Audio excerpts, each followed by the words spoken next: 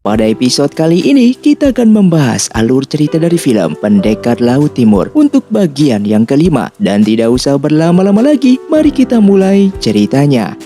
Film pun dilanjutkan dengan diperlihatkannya di dalam markas rubah. King Yao melepaskan Hawking dan Siyu karena kedua klan mereka kini telah menjadi aliansi untuk melawan Wisma Abadi.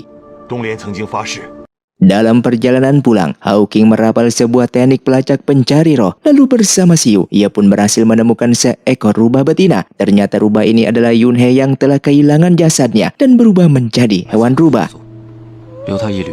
Hawking kemudian membawa Yunhe dalam wujud hewan ini ke lembah bunga. Di sana Hawking menyegel rumah Yunhe agar energi spiritual di dalam diri Yunhe tidak terlacak. Kemudian ia mengerahkan seluruh kemampuannya membantu Yunhe melakukan kultivasi spiritual agar Yunhe dapat membangkitkan wujud semulanya. Namun sayang, energi kultivasi spiritual dari Hawking tidak cukup besar walaupun berwujud semula. Tapi Yunhe hanya dapat tumbuh menjadi sosok anak kecil dan seluruh ingatan dirinya telah terhapus. Sementara sosok astral hitam yang berkomunikasi dengan Ningking merasa kecewa atas tindakan acuh tak acuh dari Ningking terhadap setiap sarannya. Lalu ia pun mulai bergerak sendiri dan memasuki Ratu Peri yang dalam pengasingannya. Yang ternyata sosok ini memiliki teknik kemampuan yang dapat menyerap energi spiritual lawannya. Dalam kurun waktu itu pula, Yunhe kecil kini mulai tumbuh menjadi dewasa dalam wujud dan perannya menjadi hewan penjaga Hawking di samping Siyu. Ia pun melarang Yunhe ini untuk mengunjungi Laut Timur Dataran Utara dengan cerita-cerita seram yang tidak masuk akal. Suatu malam ketika Hawking dan Siyu sedang meramu energi spiritual dalam tungku untuk mencari metode pemusnahan racun es, secara tiba-tiba Zuling datang ke lembah bunga untuk melaksanakan titah Ratu Peri untuk menculik salah satu tetua lembah bunga. Hawking yang mendengar kabar ini memutuskan untuk membuat perhitungan dengan Ratu Peri. Ia pun mengunjungi Yunhe lalu menyuruhnya agar segera meninggalkan lembah bunga, mencari kebebasan yang selama ini Yunhe idam-idamkan, sembari mengingatkannya akan beberapa larangan yang ia sebutkan sebelumnya. Sementara di dunia manusia, terlihat Yunhe dalam penyamarannya menggunakan teknik ilusi wajah yang diajarkan oleh Hawking. Terlihat riang menyusuri jalan-jalan kota, hingga di malam hari ia pun melihat seorang murid Wisma Abadi yang diserang oleh pasukan baru aliansi Dataran Utara. Tidak tahu bahwa yang hendak ditolongnya itu adalah musuhnya. Yunhe melancarkan serangan ke anak buah klan Dataran Es Utara tersebut. Luo Jin yang muncul dan membantu pasukan itu tidak dapat berbuat apapun ketika Yunhe menculiknya pergi dengan teknik teleportasi lalu mengikatnya di pohon. Kemudian Ling yang berhasil melacak keberadaan energi spiritual Luo Jin langsung melumpuhkan murid Wisma Abadi dan Yunhe dalam satu serangan. Dan drama penyanderaan singkat itu pun berakhir dengan dibawanya mereka ke Dataran Utara sebagai tawanan. Di dalam penjara Dataran Es Utara, Yunhe semakin meyakini bahwa para penghuni Dataran Utara adalah kejam sesuai cerita Hawking, sehingga ia dan murid Istana Abadi bekerja sama untuk menyelinap kabur dari sana.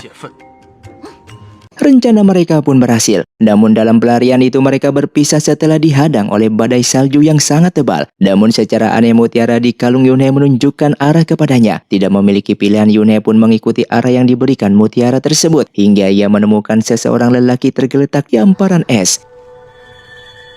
Merasa mengenal dengan wajah lelaki itu, Yunhe mendekatinya dan ingatan masa lalunya kembali samar-samar. Namun tiba-tiba Chang Yi yang berpura-pura tidur menyerang Yunhe dengan sebuah serangan yang sangatlah kuat. Di sini Chang Yi hampir membunuh Yunhe dalam serangan tersebut. Namun seketika Yunhe menyebut nama Chang Yi yang membuat Chang Yi mencurigai jika diri wanita ini adalah Yunhe. Yang pada akhirnya Yunhe dibawa pulang dan disidang di aula markas Dataran Es Utara. Ia dijatuhi hukuman kerja paksa oleh Chang Yi akibat perbuatannya karena memimpin para murid Wisma Abadi melakukan pemberontakan untuk kabur dari penjara. Di dalam kerja paksa tersebut, Yunhe kembali memimpin para murid Wisma Abadi untuk kabur dari sana. Namun para bangsa rubah yang menjadi penjaga di sana langsung menghentikan Yunhe. Seketika itu juga kekuatan spiritual Yunhe melemah dan bahkan teknik ilusi wajahnya menjadi rusak. Chang Yi yang merasakan energi di wilayah mereka tiba-tiba muncul. Ia kesana dengan melihat kemiripan fisik wanita yang tergeletak tersebut, seperti Yunhe yang merupakan kekasihnya dahulu, lalu membawa wanita itu pergi dari sana. Di saat itu Chang Yi merasa sangat kecewa dan sedih mengetahui Yunhe yang tidak dapat mengingat sedikit pun mengenai dirinya ini, hingga memperlakukan Chang Yi seperti orang asing walau ia telah membawa Yunhe ke hamparan padang es yang menjadi lokasi kesukaan Yunhe untuk berlari-lari riang melampiaskan impiannya tentang kebebasannya tersebut. Setelah itu Chang Yi diberitahu Ling yang berhasil melacak sumber kekuatan Ningking yang berasal dari jenis siluman. Tak lama kemudian Suo pun datang memberitahukan jika Hawking menyerang ke markas mereka untuk membawa kabur Yunhe. Chang Yi yang berniat mengejar Hawking seketika terhenti. Setelah merasakan dataran utara dilanda gempa hebat, ternyata inti bumi di dataran utara sedang diguncang oleh Ningking yang berniat meratakan seluruh wilayah ini dengan membuat seluruh gunung api di sana meletus. Dalam perjalanannya meninggalkan markas dataran utara, seketika Zuling muncul di sana dan menghadang mereka. Dan Hawking yang tidak ingin kebangkitan adiknya ini diketahui lebih banyak orang. Ia pun memutuskan melenyapkan Zuling dengan bertarung hingga mati. Sementara di dalam kawah, Chang Yi mengerahkan seluruh kemampuan spiritual airnya untuk memadamkan panasnya api dari inti bumi yang bergolak. Lalu datanglah Yunhe yang merasakan sesuatu dan tiba di sana, langsung segera membantu Chang Yi. Dikala mengerahkan seluruh tenaga spiritualnya, mutiara merah yang dikenakan Yunhe hancur, yang membuat memori yang tersimpan dalam kepingan-kepingan mutiara spiritual itu diserap dan membuat Yunhe tersadar akan masa lalunya. Lalu secara bersama-sama mereka pun berhasil memadamkan gejolak di bawah tanah tersebut.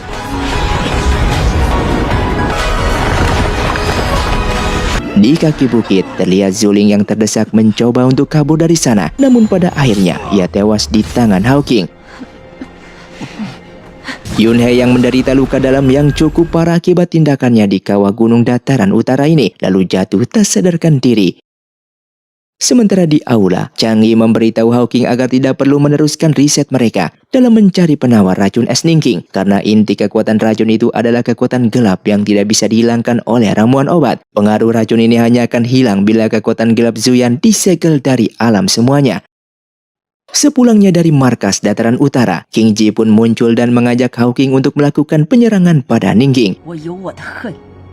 Beberapa hari setelahnya, King Ji kembali melakukan duel dengan Ningking untuk membalaskan kematian Ruochu. Sementara Hawking melacak sumber energi kegelapan Zuyan yang ada di lukisan di kamar Ningking, lalu memusnahkannya. Akan tetapi semua usaha mereka berubah menjadi sia-sia karena Ningking telah memindahkan kekuatan yang diberikan Zuyan itu ke dalam cincin yang dikenakannya, lalu mengalahkan King Ji dengan 2 serangan telak.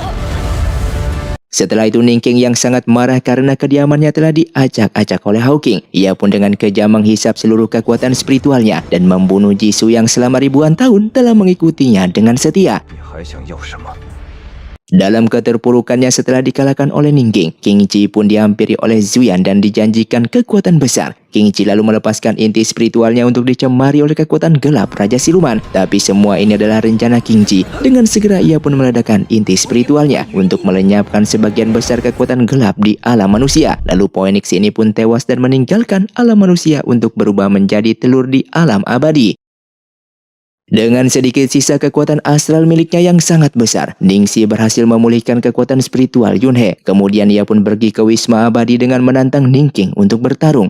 Namun secara tiba-tiba Chang Yi muncul dan membuka serangan yang menewaskan seluruh murid Wisma Abadi. Dan dengan segera Ningxi pun membuka segel yang mengunci raga Ningking dan masuk ke alam bawah sadar Ningking.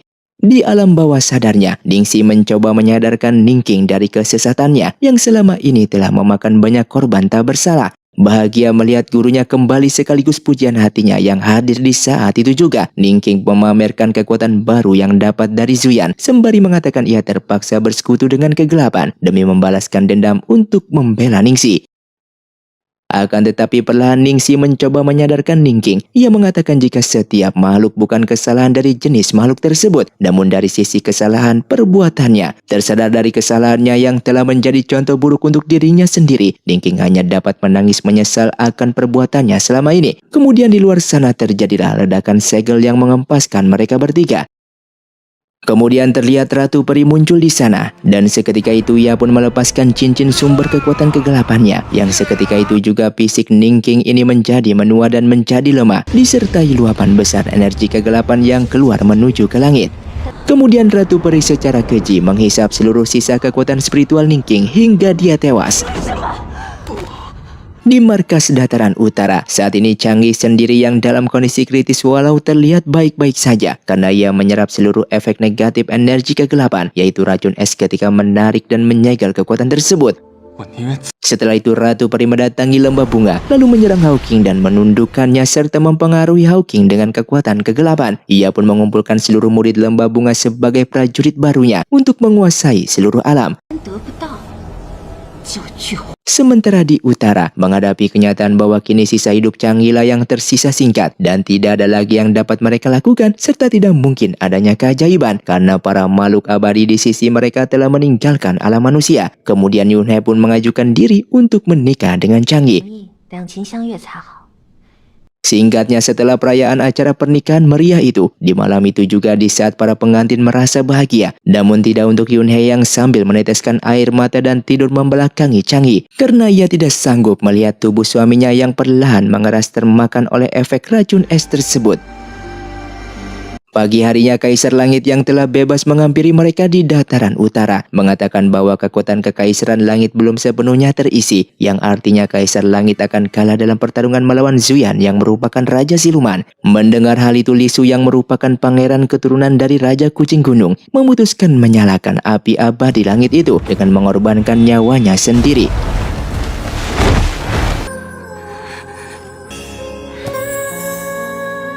Kaisar Langit lalu berjanji untuk menggunakan kekuatannya ini demi melindungi keselamatan seluruh makhluk di setiap alam. Terlihat perang besar terjadi pada keesokan harinya di hamparan padang es. Dalam gelombang pertama, serangan Ratu mengerahkan seluruh murid lembah bunga untuk menembus segel perlindungan bangsa rubah sambil melesatkan anak panah kegelapannya yang meratakan segel perlindungan tersebut. Gelombang kedua yang merupakan pasukan lembah abadi pun dikirim untuk masuk. Pasukan-pasukan Ratu Peri ini bukanlah pasukan biasa, karena mereka bukan lagi makhluk biasa, tapi makhluk yang berisi energi kegelapan. Terlihat Ling yang kewalahan menghadapi pasukan tersebut, hingga Luo Jin terpaksa rela dirinya menerima serangan itu demi melindungi Ling. Sementara Yunhe yang geram dengan kekejaman Ratu Peri, lalu mengajak Ratu Peri untuk bertarung. Dalam waktu singkat Yunhe pun dikalahkan oleh Ratu Peri yang mengeluarkan lonceng emas kegelapannya. Tapi tiba-tiba sebuah serangan kuat yang menghempaskan Ratu Peri dan terlihat pemilik serangan itu adalah Changi. Ternyata Changi berhasil diselamatkan setelah Kaisar Langit memberikan kekuatannya tersebut yang sebelumnya ia dapatkan untuk menyembuhkan Changi. Dalam satu kesempatan itu Yunhe pun berhasil merebut dan menghancurkan senjata lonceng Ratu Peri yang membuat kendali semua pasukannya seketika menghilang. Kesal dengan perbuatan Yunhe, Ratu Peri menggerakkan Hawking yang ia tundukkan di awal tanpa menggunakan lonceng untuk menghabisi Kaisar Langit. Namun seketika itu juga Yunhe muncul di sana untuk melindungi Kaisar Langit dengan segelnya. Terdesak dan tidak mempunyai pilihan, Yunhe lalu berduel dengan kakaknya itu hingga ia berhasil mengalahkan Hawking dalam pertarungan jarak dekat dan menusukkan pedangnya ke dada Hawking. Di saat bersamaan Changi berhasil mengempaskan Ratu Peri ke dalam segel yang dibuat oleh Kaisar Langit. Kemudian Yunhe ikut bergabung dengan Changi untuk menekan perlawanan Ratu Peri dari dalam segel tersebut. Yang pada akhirnya Yunhe meledakkan inti spiritual miliknya untuk mendesak Ratu Peri masuk ke jurang api abadi bumi. Yunhe juga harus mengorbankan raga makhluk abadinya yaitu Rubah untuk mengunci dan menjaga gerbang api abadi ini. Agar tidak terluka kembali, Yunhe pun meminta Changi memadamkan api tersebut dengan kekuatan air yang Changi miliki.